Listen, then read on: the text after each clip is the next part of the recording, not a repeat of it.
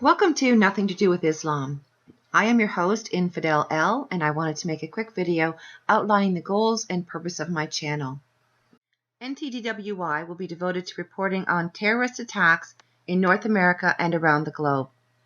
I will be summarizing and reporting on these attacks that we are constantly told have nothing to do with Islam.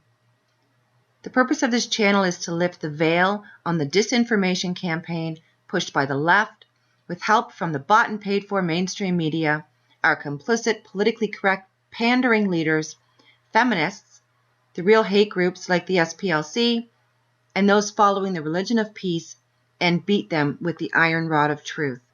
What we have in the West is a collaboration between the left and Islam. It is a match made in hell. The left is enchanted with Islam because this ideology is an enemy to freedom. They have joined forces because they both have the same goal, the destruction of Western civilization. The left have taken over what I term the 4 Ps: the press, politicians, professors, and the police. They have successfully taken over the 4 Ps in an effort to take over the 5th and most important, the people. This is the slow destruction of our civilization. Nations rotting from within. I call it the dimitude of the West, and unfortunately, the West is engaging in Operation Fetal Position. They're using cultural Marxism, the collective mentality, moral relativism, couched in palpable generic terms such as equality, security, and safety. They are masters at obfuscating the truth. It is the never-ending sophistry of the left. They are also masters at using pejoratives to silence opposition, thereby controlling the narrative. They have infected us with the repugnant virus that is political correctness. What we are left with is shades of totalitarianism. They want to break our democratic societies to bring in their new utopia, get rid of the old to bring about the new. Islam's goal is to break Western civilization and ultimately institute an Islamic caliphate. The entire world under the chokehold of Islam. Same surface goal, but they envision a very different end result. However, the end result of both is slavery for the common man. The left is busy instituting new laws that restrict our rights, and Islam is busy using those same laws against us. We are too busy in our daily lives, or perhaps out of fear, to act against this tyranny. It is important that we take action now while nonviolent revolution is possible, before violent revolution becomes inevitable.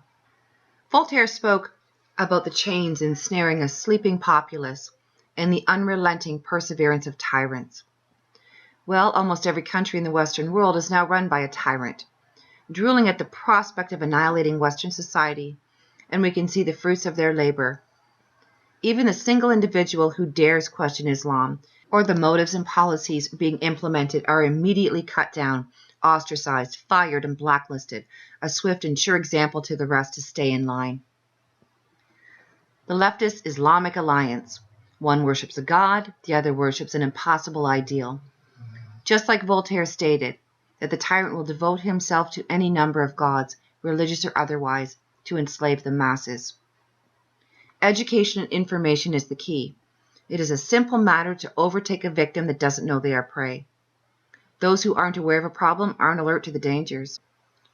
We in the West are importing a parallel society, one that is hostile to our culture and wants to overthrow it. Hijra, to emigrate in the name of Allah, is a term familiar to most.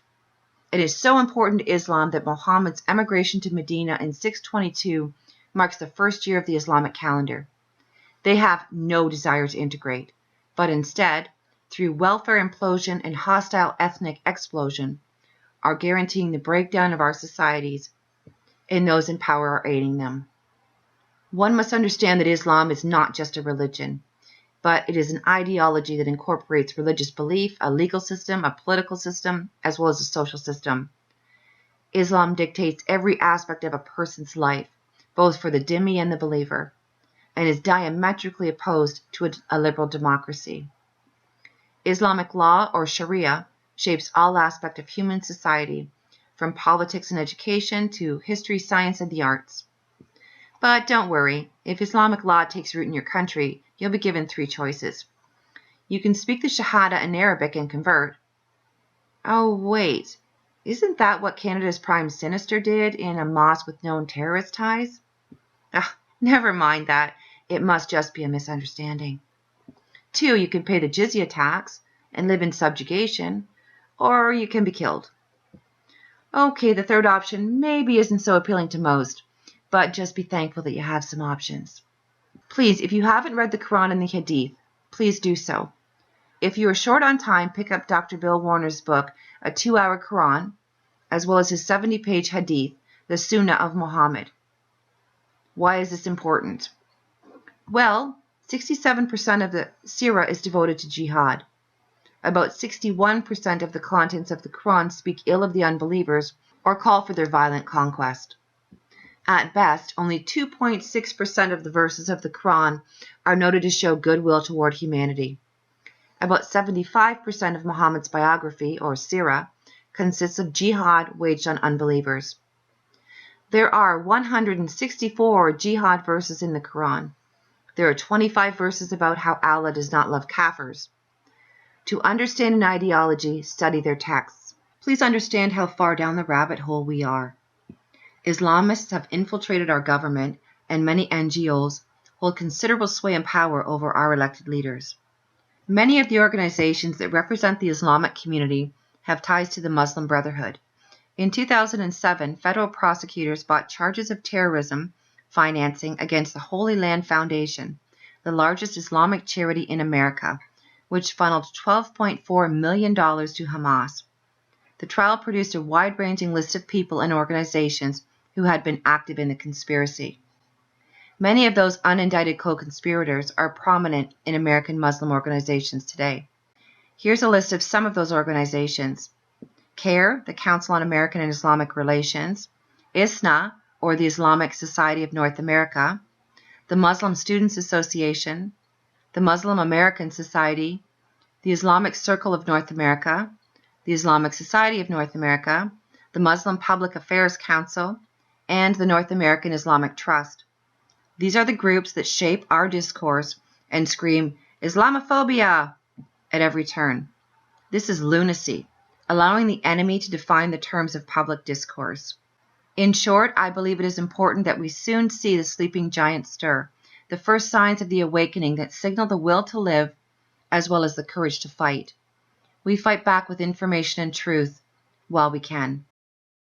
Tomorrow, I will begin summarizing terror events from around the globe and will be making one short video every subsequent day. Although I can't predict what will occur, I can guarantee 3 things.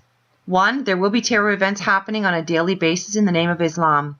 2, just like clockwork, the powers that be will be out in full force with their pre-printed scripts and hashtags. We all know it's coming. The Je suis Charlie and terror has no religion memes. Oh, let's not forget the tried and true Islam is a religion of peace nonsense. 3, you can bet your bottom dollar that the self-loathing white elitists will be prostrating themselves at the altar of multiculturalism. The self-flagellating, guilt-ridden leftists will be tripping all over themselves to explain why it is our duty to bring in more refugees. Yes, these elitists that live in gated communities and whose lives won't be affected by mass immigration will be virtue signaling to the rest of us. They will also be quick to remind us that the latest terror attack has nothing to do with Islam. Thank you and stay safe. Please like and subscribe to my channel to receive complete, concise updates on terror attacks around the world.